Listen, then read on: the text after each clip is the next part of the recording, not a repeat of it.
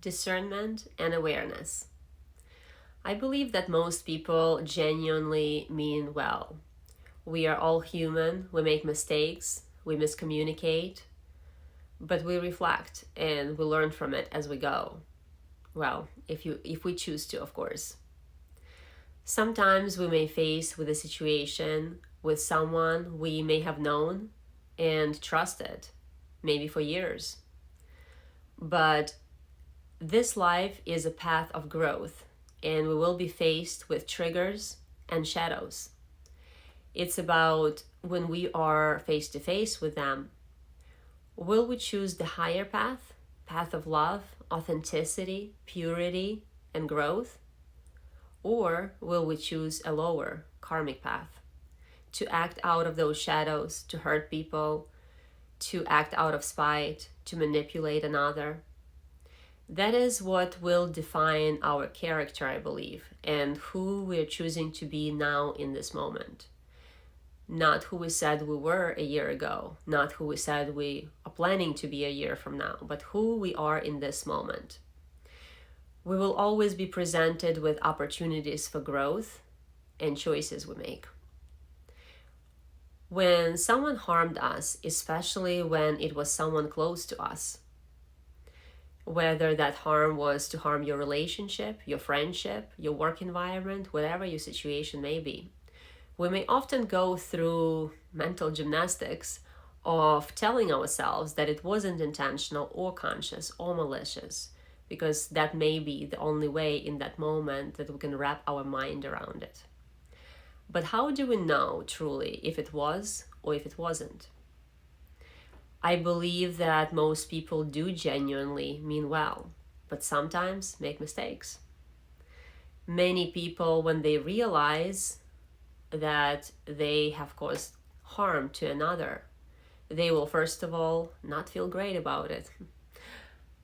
They will stop, reflect, take accountability, and most likely make necessary changes to make sure their actions are not harming another. That's growth. That's integrity. But there are moments when we come to see something different, that some individuals see and know the pain they've already caused and continue to cause, and they still choose to act from a place of control, manipulation, and self-gain. Even when they know the harm they are causing, they proceed anyway.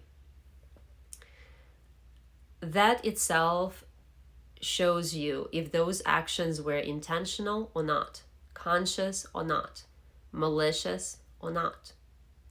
And I believe that this part is really important to understand for our own healing from this. Because in order to heal, we need to be honest with ourselves and willing to see what is, instead of doing mental gymnastics, of trying to or continuing to giving benefit of the doubt when there is none left. If something like this has happened in your life, my encouragement to you is it's not up to us to judge another or prove anything to anyone, especially to the person who knows what they're doing and doing it anyway. But it is our responsibility to recognize the energy clearly, to trust our intuition when we see it for what it is, to not protect others' actions in detriment of ourselves, because that is self-betrayal. To honor what is our body, our heart, and our higher knowing we're trying to show us or are trying to show us all along. Discernment is wisdom. It's how we stay rooted in love and in truth. When we know who we are, what we stand for, and what our energy feels like, we become unshakable. We can see manipulation without absorbing it and respond with grounded awareness instead of reaction. So, my encouragement to you also is to stay open hearted, but to stay self aware.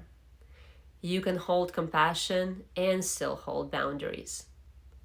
I believe that is true energetic mastery. I'm curious how this has landed for you, and I really hope this was helpful for someone today. Thank you.